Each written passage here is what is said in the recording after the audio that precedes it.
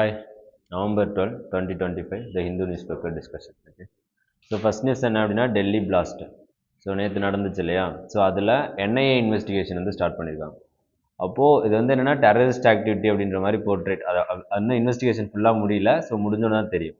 அப்போது இதில் national investigation agency உள்ளே வந்ததுனால அவங்களோட ரோல்ஸ் அண்ட் ரெஸ்பான்சிபிலிட்டி என்ன, எப்போ ஸ்டார்ட் பண்ணாங்க, ஸ்டாச்சுட்டரி பாடியாக என்ன அப்படின்னு சொல்லிட்டு பார்த்துக்கோங்க. ஓகேவா? ஸோ லக்ஷ்மிகாந்த் புக்கில் அப்படியே ஒரு பேஜுக்கு இருக்கும், அதை அப்படியே மனப்பாடம் பண்ணி வச்சுக்க வேண்டியதான். ஓகேவா? So next supreme court issues notice to election commission. Special intensive revision தான் நம்ம நிறைய எக்ஸ்டென்சிவாக நிறைய டிஸ்கஸ் பண்ணுறோம். ஓகேவா? ஸ்பெஷல் இன்டென்சிவ் ரிவிஷன்னா என்ன, எலக்டரல் ரோல்னா என்ன. ஸோ ப்ரிலிம்ஸில் இன்னமும் ஃபேக்ட் எடுக்காமல் இருந்தால் அது உங்களோட தப்பு. ஓகேவா? ஸோ அதனால் என்ன பண்ணிக்கணும் அப்படின்னா கண்டிப்பாக ஸ்பெஷல் இன்டென்சிவ் ரிவிஷன் பற்றியும் எலக்டரல் ரோல்ஸ் பற்றியும் எலெக்ஷன் கமிஷனோட ரோல்ஸ் அண்ட் ரெஸ்பான்சிபிலிட்டிஸ் பற்றியும் ரெப்ரசன்டேஷன் ஆஃப் பீப்புள் ஆக்ட் பற்றியும் நோட்ஸ் லைட்டாக மேக் பண்ணி வச்சுக்கிறது ரொம்ப நல்லது. ஓகேவா? ஸோ நெக்ஸ்ட் நியூஸ் வந்து செகண்ட் பேஜில் இது இல்லை, தேர்ட் பேஜில் Kovalam beach awarded blue flag certification for 5th consecutive year. அதாவது இந்த ப்ளூ ஃப்ளாக் சர்டிஃபிகேஷன் அப்படின்றது டென்மார்க் பேஸ்ட் ஒரு என்பிஓ வந்து கொடுக்குறது. ஓகேவா? ஸோ அது என்ன அப்படின்னு பார்த்தோன்னா ஃபவுண்டேஷன் ஃபார் என்விரான்மெண்டல் எஜுகேஷன் அப்படின்னு சொல்லிட்டு டென்மார்க் பேஸ்டு ஒரு என்பிஓ அவங்க வந்து கொடுக்குறாங்க. இப்போ ப்ளூ ஃப்ளாக் சர்டிஃபிகேஷன் அப்படின்றது ஆனுவலி ரினியூவல் பண்ணக்கூடிய ஒரு விஷயம். ஓகேவா? அப்போது ஒரு வருஷம் அந்த பீச் ஸ்டாண்டர்டை மெயின்டைன் பண்ணல அப்படின்னா நெக்ஸ்ட் இயர் என்ன பண்ணலாம், கேன்சல் பண்ணலாம். ஜென்ரலாக ப்ரிலிம்ஸில் ப்ளூ ஃப்ளாக் சர்டிஃபிகேஷன் யார் கொடுக்குறாங்க, இந்தியாவில் எந்தெந்த பீச்சஸ்க்கு மேஜராக எந்தெந்த பீச்சுக்கு இருக்குது அப்படின்றத மட்டும் லைட்டாக பார்த்து வச்சுக்கோங்க. ஓகேவா? Next 7th page, proposed wind farm project in Dhanushkodi raises concern அப்படின்றது. அதாவது ஆஃப்ஷோர் விண்ட் ஃபார்ம் ப்ராஜெக்ட் வந்து அனௌன்ஸ் பண்ணியிருக்காங்க. ஓகேவா? ஸோ ரெண்டு டிஃப்ரென்ஸ் பார்த்து வச்சுக்கணும். ஆன்ஷோர் விண்ட் ஃபார்ம்ஸ்னா என்ன, ஆஃப்ஷோர் விண்ட் ஃபார்ம்ஸ்னா என்ன அப்படின்னு. ஆன்ஷோர் விண்ட் அப்படின்றது லேண்ட் ஏரியாஸில் விண்ட் ஃபார்ம் கிரியேட் பண்ணுறது, ஆஃப்ஷோர் விண்ட் அப்படின்றது ஓஷன் சீல விண்ட் ஃபார்ம் வந்து கிரியேட் பண்ணுறது. ஓகேவா? ஸோ ரெண்டுக்கும் இருக்கக்கூடிய பெனிஃபிட்ஸ் என்ன, ரெண்டுலேயும் இருக்கக்கூடிய இஷ்யூஸ் என்ன அப்படின்றது. இப்போ ஃபார் எக்ஸாம்பிளுக்கு ஆன்ஷோர் விண்ட் அப்படின்றப்ப லேண்ட் அதிகமாக இருக்கும், அண்டுலேஷன்ஸ் அதிகமாக இருக்கும், அதனால் ஒரு கன்சிஸ்டண்ட்டாக ஏர் ஃப்ளோ இருக்காது, அதனால் விண்ட் ப்ரொடக்ஷன் வந்து அந்த எலக்ட்ரிசிட்டி ப்ரொடக்ஷன் வந்து கம்மியாகும். ஆனால் ஆஃப்ஷோரில் வைக்கும்போது எந்த ஒரு பேரியர்ஸுமே இருக்காது வரக்கூடிய விண்டுக்கு. ஸோ அதனால் என்ன இருக்கும் அப்படின்னா ப்ரொடக்ஷன் வந்து எஃபிஷியண்ட்டாக இருக்கும் அப்படின்றது தான். ஸோ இவங்க என்ன பண்ணுறாங்க அப்படின்னா இது மூலமாக எக்காலஜிக்கல் இம்பேக்ட்டு, ஸோ இதெல்லாம் எக்கோசிஸ்டம்லாம் இம்பேக்ட் ஆகும் அப்படின்னு சொல்கிறாங்க. இதில் ஒரு ஸ்பீசிஸ் பற்றி பேசணும் இல்லையா, ஃப்ளமிங்கோ அப்படின்னு சொல்லிட்டு, கிரேட்டர் ஃப்ளமிங்கோ அப்படின்னு சொல்லிட்டு. ஸோ இந்த ஸ்பீசிஸை பற்றி லைட்டாக பார்த்து வச்சுக்கோங்க. ஓகே. ஸோ நெக்ஸ்ட் வந்து பார்த்தோன்னா என்விரான்மெண்டல் இம்பேக்ட் அசஸ்மெண்ட் நடத்த சொல்லியிருக்காங்க. அந்த என்விரான்மெண்டல் இம்பேக்ட் அசஸ்மெண்ட் அப்படின்றது மெயின்ஸில் ரொம்ப முக்கியமான பாயிண்ட்ஸ். ஸோ அதையும் பார்த்து வச்சுக்கோங்க. ஓகே. ஸோ இந்த நியூஸில் அவ்வளோதான், வேறு எதுவும் தேவையில்லை. So next editorial page, act of evil அப்படின்றது promoting social harmony integral to any counter terrorism strategy. So இப்போ நடந்த அந்த பிளாஸ்ட்டை பற்றி தான் பேசியிருக்காங்க. போலீஸ் என்ன பண்ணியிருக்காங்க அப்படின்னா யூஏபி ஆக்டையும் நேஷனல் இன்வெஸ்டிகேஷன் அத்தாரிட்டியை உள்ளே கொண்டு வந்திருக்காங்க, ப்ளஸ் எக்ஸ்ப்ளோசிவ் ஆக்டையும் இன்வோக் பண்ணியிருக்காங்க. இதில் அன்லாஃபுல் ஆக்டிவிட்டீஸ் ப்ரிவென்ஷன் ஆக்ட்னா என்ன, ஓகே, அந்த லாவில் என்னென்னலாம் சொல்லியிருக்காங்க, அதை எத்தனை தடவை அமெண்ட் பண்ணியிருக்காங்க அப்படின்றத பார்த்துக்கோங்க. ஓகே. ஸோ நெக்ஸ்ட்டு எக்ஸ்ப்ளோசிவ்ஸ் ஆக்ட்னா என்ன, அதில் என்ன ப்ரொவிஷன்ஸ் இருக்குது, எதனால் அதை உள்ளே கொண்டு வந்தாங்க அப்படின்றதை லைட்டாக நோட் பண்ணி வச்சுக்கோங்க. ஓகே.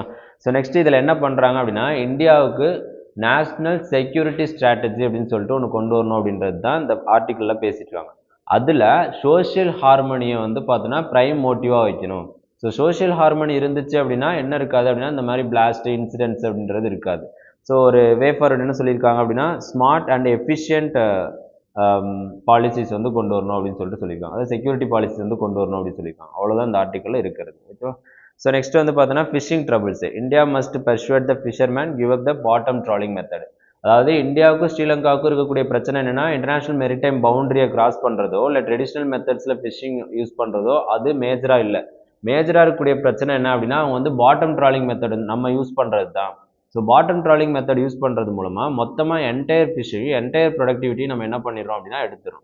ஆக்சுவலி அதை வந்து அன்கிளாஸில் வந்து இல்லீகல் ஆக்டிவிட்டி அப்படின்னு இல்லீகல் ஃபிஷிங் அப்படின்னு சொல்லிட்டு கிளாஸிஃபை பண்ணியிருக்காங்க. ஓகேவா? ஆனால் அதை நம்ம யூஸ் பண்ணிட்டு இருக்கிறதுனால இந்தியாவுக்கும் ஸ்ரீலங்காவுக்கும் அது பெரிய பிரச்சனையாக இருக்குது அப்படின்னு சொல்லிட்டு பேசியிருக்காங்க. அதாவது மேஜராக இன்டர்நேஷனல் மேரிடைம் பவுண்டரியிலையோ பால்க் பே டிஸ்பியூட்லேயோ பெரிய டிஸ்பியூட் கிடையாது, இருந்தாலும் அதை விட பெருசாக எது அப்படின்னா பாட்டம் ட்ராலிங். இதனால தான் அவங்களோட ஸ்ரீலங்கனோட கன்சர்ன் வந்து அதிகமாக இருக்குது அப்படின்னு சொல்கிறாங்க. ஓகே. ஸோ அப்போது இதில் ப்ரிலிம்ஸ் பாயிண்ட் ஆஃப் வியூவில் இன்டர்நேஷ்னல் மேரிடைம் பவுண்டரி லைன் எங்கே இருக்குது, பால்க் பே டிஸ்பியூட் எப்போ ஸ்டார்ட் ஆனிச்சு, அந்த ட்ரீட்டி எப்போ போட்டோம், ஓகே, இது எல்லாத்தையும் லைட்டாக பார்த்து வச்சுக்கோங்க. ஓகே.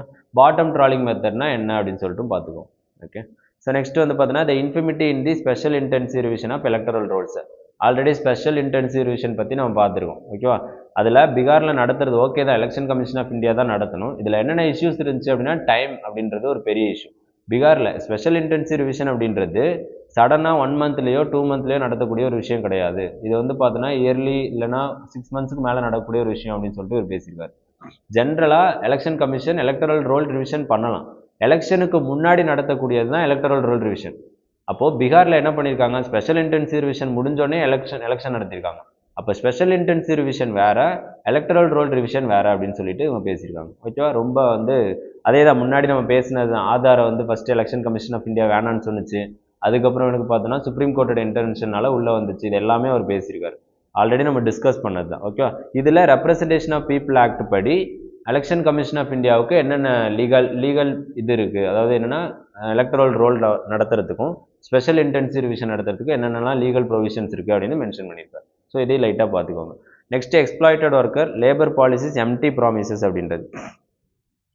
அதாவது நம்ம நிறைய ஸ்கீம்ஸ் கொடுத்துருக்கோம் இல்லையா ஒர்க்கர்ஸ்க்கு, ஆனால் டெய்லி வேஜஸ்க்கு இது எதுவுமே போய் சேரதில்லை அப்படின்றத அந்த ஆர்டிகல் ஃபுல்லாக பேசியிருக்காங்க.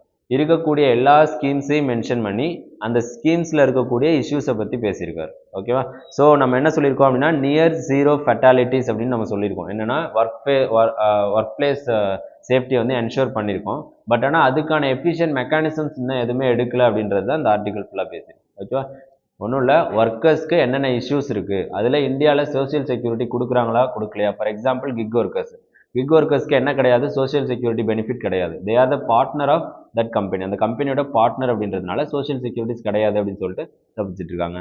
ஸோ இந்த மாதிரி என்ன இருக்குன்னா ஒர்க்கர்ஸ்க்கு நிறைய இஷ்யூஸ் இருக்குது, டெய்லி வேஜஸ்க்கு நிறைய இஷ்யூஸ் இருக்குன்னு அட்ரஸ் பண்ணாத இஷ்யூ அப்படின்றது தான். ஸோ இது எதை லீட் பண்ணுது அப்படின்னா போஸ்ட் லேபர் அப்படின்ற ஒரு கான்செப்டை கொண்டு வருது. அப்போ ஆர்டிகல் 14 படியோ இல்லை ஃபண்டமெண்டல் ரைட்ஸ்லையோ என்ன கிடையாது அப்படின்னா ஃபோர்ஸ்ட் லேபர் அப்படின்ற ஒரு கான்செப்ட் வந்து கிடையாது. ஸோ அது வந்து என்னென்னா அகெயின்ஸ்ட் ஃபண்டமெண்டல் ரைட் அப்படின்றதுனால இது எல்லாமே அதை ப்ரொமோட் பண்ணுது. அதனால நம்ம லேபர் பாலிசி எப்படி இருக்கணும் அப்படின்னா இன்க்ளூசிவாக இருக்கணும் அப்படின்னு சொல்லிட்டு தான் இந்த ஆர்டிகல் ஃபுல்லாக பேசுவோம். ஓகேவா? So next the problem with Vance conversion, அது நமக்கு தேவையில்லாமா. ஓகேவா? இதை மட்டும் என்ன பார்த்துக்கோங்க. American democracy was designed to separate the state from the church. So its leaders now blurring the lines, அதாவது strict separation of law state from religion அப்படின்றது தான் அமெரிக்கனோட டெமோக்ரஸி பேசுது. ஆனால் இப்போ இருக்கிற லீடர்ஸ் என்ன பண்ணுறாங்க அப்படின்னா எல்லாத்தையும் மெர்ஜ் பண்ணுறாங்க அப்படின்றது தான் பேசிக்கலாம். ஓகேவா? ஸோ அதை மட்டும் பார்த்துக்கோங்க. Next India recorded the highest green house gas emission for 2024 அப்படின்றது. யுனைடெட் நேஷன் என்வரான்மெண்ட் ப்ரோக்ராம் வந்து ஒரு ரிப்போர்ட் ரிலீஸ் பண்ணியிருக்காங்க, எமிஷன் கேப் ரிப்போர்ட். ஃபிலிம்ஸில் முக்கியமான point. Okay, emission gap report யார் ரிலீஸ் பண்ணுறாங்க அப்படின்னு கூட கேட்கலாம். ஓகேவா? அப்போ இவங்க ரிலீஸ் பண்ணுறாங்க. இதில் என்ன சொல்லியிருக்காங்க அப்படின்னா green house gas emission India தான் அதிகமாக ரிலீஸ் பண்ணுறாங்க. ஓகே, வேர்ல்டு லெவல்லையும் க்ரீன் ஹவுஸ் கேஸ் எமிஷனோட ட்ரெண்ட் வந்து இன்க்ரீஸ் ஆகிருக்கு, இன்க்ரீஸிங் ட்ரெண்டாக இருக்குது எமிஷனோட ட்ரெண்ட். அதுக்கு என்ன ரீசன் அப்படின்னு சொல்லிட்டு பார்த்தோம் அப்படின்னா ஆந்த்ரோபோஜெனிக், நம்ம தான் பெரிய ரீசன். ஓகேவா? அதிகமாக எமிட் பண்ணுறது, அதிகமாக யூஸ் பண்ணுறது யாருன்னா நம்ம தான். ஸோ இதில் முக்கியமாக ஒரு விஷயம் என்ன பார்க்கணும்னா கேட்டில்ஸ். ஓகே, கேட்டில் ஃபார்மிங்கில் இருந்தும் டெய்ரி ஃபார்மிங்கில் இருந்தும் அதிகமாக ஆகிட்டு இருக்கு அப்படின்றத பார்த்துக்கணும். ஓகே, ஃபிலிம்ஸில் யுனைடெட் நேஷன் என்விரான்மெண்ட் ப்ரோக்ராம் வந்து எமிஷன் கேப் ரிப்போர்ட் ரிலீஸ் பண்ணுறாங்க அப்படின்றத பார்த்துக்கோங்க. Okay, so next in highest turn around since 1951 இருந்து பீகார்லேயே ஹையஸ்ட் டர்ன் அவுட் வந்து இப்போ தான் கிடச்சிருக்கு. எதில் அப்படின்னா எலெக்ஷன் பார்ட்டிசிபேஷனில் ஓட்டர் இதில். ஓகேவா? அப்போது ஸ்பெஷல் இன்டென்சிவ் ரிவிஷன் நடத்துனதுனால இருக்கக்கூடிய ஒன் ஆஃப் த பெனிஃபிட் அப்படின்னு பார்க்கும்போது இது எழுதலாம். ஓகே, அதுக்கு ஒரு எக்ஸாம்பிளாக இதை நோட் பண்ணி வச்சுக்கோங்க. எவ்வளோனா 67% போலிங் வந்து ரெஜிஸ்டர் ஆகிருக்கு அப்படின்னு சொல்லிட்டு சொல்லியிருக்கோம். ஓகே, ஸோ நெக்ஸ்ட்டு 14th பேஜ்மா, don't use COP30 to change the Paris deal architecture அப்படின்றது. ஆக்சுவலி பாரிஸ் டீல் ஆர்கிடெக்சரில் என்ன சொல்லியிருக்காங்க அப்படின்னா காமன் பட் டிஃப்ரென்ஷியேட்டட் ரெஸ்பான்சிபிலிட்டி அப்படின்னு சொல்லிட்டு ஒன்று சொல்லியிருக்காங்க. காமன் பட் டிஃப்ரென்ஷியேட்டட் ரெஸ்பான்சிபிலிட்டி அப்படின்னா எமிஷன் வரைக்கும் நடந்தது எல்லாத்துக்கும் எல்லாருமே கான்ட்ரிபியூட் பண்ணும், ஆனால் based on their responsibility. Okay, அவங்க எவ்வளோ இது பண்ணாங்களோ அந்த, ஆனால் எல்லாருமே யூனிவர்சலாக கான்ட்ரிபியூட் பண்ணணும் அப்படின்றத அதை பேசிக்கலாம். ஆனால் பிரேசிலில் நடக்கக்கூடியதில் அதை மாற்ற போகிறோம் அப்படின்னு சொல்லியிருந்தாங்க. இந்தியா என்ன சொல்லியிருக்கு அப்படின்னா அதை மாற்றக்கூடாது அப்படின்றது. இப்போ பாரிஸ் அக்ரிமெண்ட்டில் ஏன் மாற்றுறோம் அப்படின்னு சொன்னதுக்கு ரீசன் என்ன அப்படின்னா யூஎஸ் வித்ட்ரால் ஆனதுனால ஃபண்டிங் என்ன ஆகும், அஃபெக்ட் ஆகும், அதனால நம்மளால் ரீச் பண்ண முடியாது அப்படின்றதுனால. ஆனால் இந்தியா என்ன சொல்லியிருக்கு அப்படின்னா இல்லை அதை மாற்றக்கூடாது அப்படின்னு சொல்லியிருக்கு. அப்போ பாரிஸ் அக்ரிமெண்ட் பற்றியும் COP30 பற்றியும் இருக்கக்கூடிய ரிலேஷன்ஷிப் பார்த்துக்கோங்க. United nation framework convention on climate change அதை எப்போ ஸ்டார்ட் பண்ணாங்க, இது எல்லாத்தையும் ப்ரிலிம்ஸ் பாயிண்ட் ஆஃப் வியூவில் பார்த்து வச்சு ரொம்ப நல்லது. ஓகேவா? So next supreme court judge imported ideas may not save the endangered species அப்படின்றது. அதாவது இம்போர்ட்டட் ஐடியாஸ் அப்படின்றது புது புது ஐடியா கிரியேட் ஆயிருக்கு. இப்போ என்னன்னா இன்டர் ஜெனரேஷனல் ஈக்விட்டி அப்படின்னு சொல்கிறோம். இன்டர் ஜெனரேஷனல் ஈக்விட்டி அப்படின்றது எல்டர் பீப்புளுக்கும் யங்கர் பீப்புளுக்கும் இருக்கக்கூடிய பிரிட்ஜை கேப் பண்ணுறது. இந்த பிரிட்ஜை வந்து ரெடியூஸ் பண்ணுறது, அந்த கேப்பை வந்து ரெடியூஸ் பண்ணுறது. எய்தர் என்ன டிஜிட்டலாக இருக்கலாம், இல்லை மொபைல் ஃபோன் யூசர்ஸ், இது எல்லாமே. ஸோ இந்த மாதிரி நம்ம பிரிட்ஜை கேப்பை வந்து குறைக்கணும் அப்படின்னு நினைக்கும் போது என்ன ஆகுது அப்படின்னா எக்கோசிஸ்டம், என்விரான்மெண்ட் எல்லாமே இம்பாக்ட் ஆகுது அப்படின்றது தான் இதில் பேசியிருக்காங்க. ஓகே. ஸோ இப்போ ரீசெண்டாக கிரேட் இந்தியன் பஸ்டார்டை பற்றி பேசியிருந்தோம். It's critically endanger species. Okay. ராஜஸ்தானில் அதிகமாக இம்பாக்ட் ஆகுது அப்படின்றது. அங்கே இருக்கக்கூடிய நம்ம என்ன வச்சுருக்கோம் அப்படின்னா விண்மில் வச்சுருக்கோம், அதில் இம்பாக்ட் ஆகுது அப்படின்றது. ஆக்சுவலி விண்மில் எதுக்காக கிரியேட் பண்ணோம்? Inter generational equity. Okay. Generations எல்லாருக்கும் எல்லாமும் கிடைக்கணும் அப்படின்றதுனால. ஸோ அதை கொண்டு வரது மூலமாக என்ன ஆகுது அப்படின்னா இருக்கக்கூடிய என்விரான்மெண்ட் எல்லாமே அஃபெக்ட் ஆகுது அப்படின்றது தான் இதில் பேசியிருக்காங்க. ஓகே. இதில் முக்கியமாக கிரேட் இந்தியன் பஸ்டார்டை பற்றியும் அதை பற்றி ரொம்ப டீட்டெயிலாக பார்த்துக்கோங்க. ஏன்னா அட்மோஸ்ட் என்னன்னா எக்ஸ்டிங்க்டில் இருக்குது. ஓகே. ஸோ அதனால் அதை பார்த்துக்கணும். ஓகே. நெக்ஸ்ட் எக்கனாமிக்ஸ்லேயே ஒன்றும் இல்லைம்மா.